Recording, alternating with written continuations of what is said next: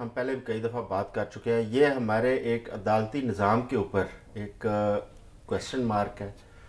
اس قسم کے اگر فیصلے دیکھیں، ماضی کے فیصلے آج کھل رہے ہیں، ان پہ دوبارہ سماعت ہو رہی ہے. ذوالفقار علی بھٹو کا فیصلہ ہو یا اس کے علاوہ بھی ہمارے جو سابق وزرائے اعظم ہیں ان کے اوپر بننے والے مقدمات، سزائیں اور ان کو کالعدم قرار دیا جا رہا ہے، یہ تمام میں سمجھتا ہوں کہ آپ کے نظام کے اوپر وہ ایک سوالیہ نشان چھوڑ جاتے ہیں، جس کی وجہ سے آج سارے کیس دوبارہ ریویو میں جا رہے ہیں، دوبارہ اس پہ بات ہو رہی ہے اور آج انصاف کا تقاضا کیا جا رہا ہے. دیکھیں کل میاں نواز شریف کہتے تھے کہ 1993 میں نکالا، 1999 میں نکالا، 2017 میں نکالا، اس کے علاوہ مقدمات بنے. آج بلاول صاحب نے، کیونکہ یہ قاضی فائز عیسیٰ صاحب نے انیشیٹو لے کے یہ کیس دوبارہ سماعت کے لیے مقرر کروایا ہے. 2012 سے یہ کیس زیر سماعت ہے اور اس کے بعد ایسی بریک لگی کہ اس کو کسی پوچھا ہی نہیں کسی نے. اور قاضی فائز عیسیٰ صاحب نے اس کیس کو دوبارہ جب سماعت کے لگایا تو انہوں نے آج جو بات کی ہے، دیکھیں یہ صرف بلاول صاحب کا تقاضا نہیں ہے، میں سمجھتا ہوں یہ پوری قوم کا تقاضا ہے. بالکل اس قسم کے جو چیزیں دب چکی ہیں، جس پہ بار بار ارشاد صاحب نے بھی بڑی دفعہ ذکر کیا ہے کہ ہمیں ان پہ کم از کم یہ پتہ ہونا چاہیے کہ ہماری غلطیاں کہاں پہ تھیں، اس کا آئندہ ہم تاکہ ان غلطیوں کو دہرائیں نہ اور اس سے احتیاط برتیں، تاکہ ملک کا اور جو قوم کا جو نقصان ہوتا ہے ان چیزوں میں اس سے ہم بچ پائیں. آج بڑے اگریشن میں بلاول صاحب نے جو الفاظ استعمال کیے کہ وہ جو خون کے دھبے ہیں سپریم کورٹ کے اوپر لگے ہوئے، انہوں نے قاضی فائز عیسیٰ صاحب سے مطالبہ کیا کہ اپنے ہاتھوں سے ان کو صاف کریں.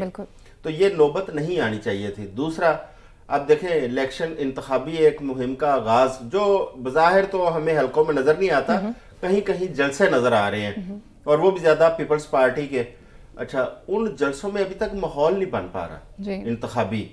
میں آج ایک دیہاتی علاقے میں گیا تھا تو وہاں پہ کسی بندے کو غرض ہی نہیں، حالانکہ دیہاتوں میں شہروں سے جلدی وہاں پہ نا انتخابی مہم شروع ہو جاتی ہے، لیکن وہاں پہ وہ کہتے ہیں یہاں پہ تو کسی کو پتہ ہی نہیں کہ انتخابات آنے والے ہیں، ایسا ماحول ہے.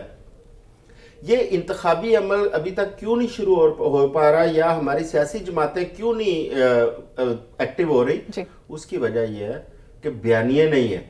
اس کی وجہ یہ ہے کہ الیکشن صرف ایک چیز پہ لڑا جائے گا، نہ منشور نہیں. منشور تو بہت بات کی بات ہے، پرو عمران یا اینٹی عمران، اس کے علاوہ کوئی دوسری بات نہیں ہے. ہماری جو پی ڈی ایم کی جو گورنمنٹ کے اندر شامل رہی ہیں جماعتیں، ان کو بھی اٹھا کے دیکھ لیں، جب وہ کہیں بھی کوئی جلسہ کرتی ہیں، کہیں بھی کوئی خطاب کیا جاتا ہے، اور جو چاہے میاں نواز شریف کریں، چاہے مریم نواز صاحبہ کریں، چاہے بلاول صاحب کریں، اینڈ پہ آ کے سوئی ان کی اٹک جاتی ہے پرو عمران اینٹی عمران پہ. جب تک اینٹی عمران بات نہیں کرتے ان کا بیانیہ نہیں کھڑا ہوتا.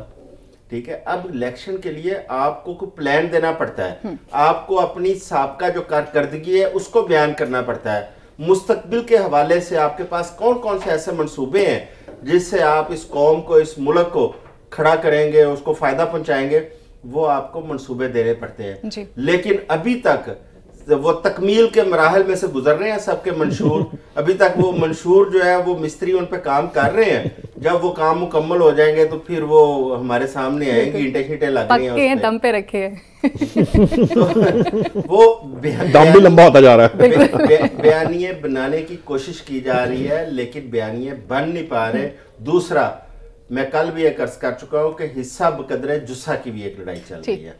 پیپلز پارٹی سمجھتی ہے کہ اس کو اس کا ڈیو شیئر جو وہ ڈیزرو کرتی ہے وہ نہیں ملنے جا رہا. اس لیے بلاول صاحب بڑے اگریسو بھی ہیں. کبھی وہ پہلے انہوں نے عمران خان صاحب کو سلیکٹڈ کہا تھا، پھر انہوں نے میاں نواز شریف صاحب کو سلیکٹڈ کہہ دیا، آنکھ کا تارا بھی کہہ دیا. لیکن 16 مہینے ان کا میاں شہباز شریف صاحب کے ساتھ جو ایک محبت تھی، جو ایک پیار تھا، اس میں تو ایسے لگ رہا تھا کہ تاحیات یہ پیار چلنے والا ہے، چچا اور بھتیجا جو ہے نا اکٹھے چلیں گے. لیکن جب اپنی سیاست کی بات آئی تو پھر چیزیں کھل کے سامنے آنی شروع.